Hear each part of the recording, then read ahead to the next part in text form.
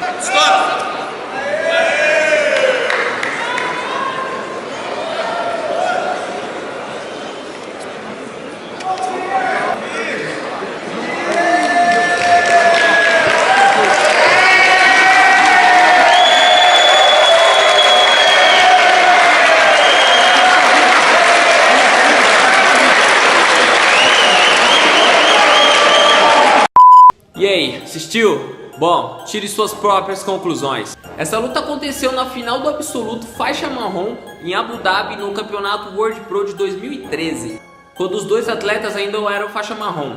Ambos os atletas hoje em dia são faixas pretas já. Bom, para quem é amante da arte suave, isso pode ser até comum em vários campeonatos, sejam eles internacionais ou nacionais. Porém, para uma pessoa que é leiga no assunto de luta em geral, que não tem os conhecimentos básicos das regras e dos golpes do jiu-jitsu, esse tipo de luta acaba sendo muito chato e entediante de ficar assistindo. E é um dos motivos porque ele não passa na mídia nacional em rede aberta, até porque o canal Combate, ele passa vários campeonatos, sejam eles internacionais, nacionais ou até regionais. Mas aí a gente está falando de um canal pago que é a parte, né? E não de um canal aberto em que qualquer pessoa possa estar assistindo, assim como o futebol. Como eu disse, aos olhos de quem pratica arte suave, de quem tem um conhecimento, nem que seja básico do jiu-jitsu, das regras do jiu-jitsu, dos golpes, esse tipo de luta pode ser até interessante de se assistir. Até porque são dois atletas renomados do jiu-jitsu e é um campeonato de alto nível. Então para você chegar lá, você tem que dar muito duro e ser um atleta muito bom e muito de ponta e de elite, no mínimo. Mas aí me vem os dois companheiros, chega na final do campeonato em Abu Dhabi e fazem com que a luta decorra dessa forma, aí não tem cabimento, né? É claro que no jiu-jitsu, para quem entende, você não se expor ao seu adversário é um quesito, é uma habilidade muito útil nos campeonatos e até nos treinos do dia a dia. Mas não se expor nem um pouquinho para tentar fazer com que a luta fique mais dinâmica, mais movimentada, aí fica complicado mesmo de assistir, até mesmo para os que entendem do assunto. Bom, é claro que eu estou falando aqui de questões que fazem com que o jiu-jitsu não seja um esporte olímpico. Ou seja, ser um esporte olímpico ou não, tem lá suas vantagens, porém também tem suas desvantagens. Ou seja, tem seus prós ou os seus contras. Todos nós sabemos que o jiu-jitsu não depende disso para ser um esporte de alto nível, para ser um esporte renomado na área de artes marciais. Até porque, como eu disse no começo, o número de gente que pratica o jiu-jitsu é incontável no mundo todo. Ou seja, não é isso que vai fazer com que ele seja mais reconhecido do que ele já é, ser mais famoso do que ele já é. Até porque o jiu-jitsu não é procurado muitas vezes apenas para competição em si. Ele muitas vezes é procurado principalmente por mulheres, policiais e até alguns exércitos de alguns países para praticar defesa pessoal, o que é muito eficiente. Além do mais, um dos contras, na minha opinião, de que se o jiu-jitsu se tornasse um esporte olímpico, seria que as Olimpíadas, querendo ou não, acontecem apenas de 4 em 4 anos. Se você é um atleta de elite que luta apenas nas Olimpíadas, vai ter que competir durante só esse tempo, o que é muito tempo parado sem competir, esperando apenas uma competição principal para poder colocar em prática tudo aquilo que foi aprendido, tudo aquilo que foi desenvolvido durante o treinamento. Concorda comigo? Mas, por outro lado, há vários eventos acontecendo ao redor do mundo que estão fazendo com que o jiu-jitsu se popularize ainda mais, assim como Metamoris Pro e a Copa Pódio. Além desses dois campeonatos principais que estão crescendo muito hoje em dia, que reúnem os nomes principais do jiu-jitsu para competirem entre si, há vários outros campeonatos acontecendo ao redor do mundo, principalmente em Abu Dhabi, que tem crescido muito o esporte por lá, na Europa, na Ásia e em todos os continentes praticamente. As premiações não são tão abrangentes, não são tão abundantes, mas estamos melhorando. Podemos perceber que alguns campeonatos não regionais, nem estaduais, mas sim campeonatos de maior impacto, estão pagando melhor para os seus atletas em questão de premiações. E não se baseando em premiações apenas com uma medalha, o que para muito lutador que vive apenas do jiu-jitsu não faz sentido nenhum, até porque lutador não vive de medalha, não é mesmo? E não só lutador, qualquer esportista, em qualquer outro esporte, nenhum vive de medalha. Então a questão de premiação aqui, de visibilidade, de valores em questão, não só daqueles que ganham os campeonatos, mas todos aqueles que participam, ainda é precário na nossa arte suave.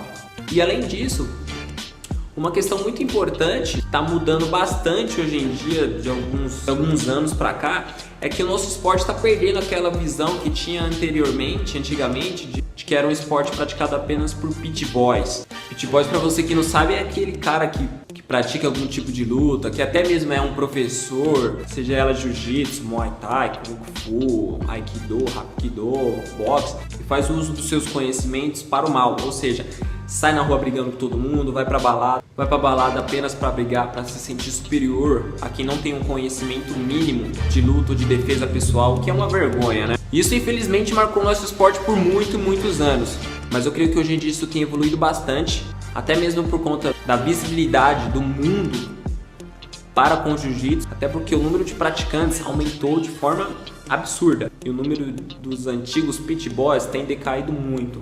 Hoje em dia é bem difícil você ver esse tipo de coisa acontecendo, o que é muito bom para nós e todos os esportes de luta.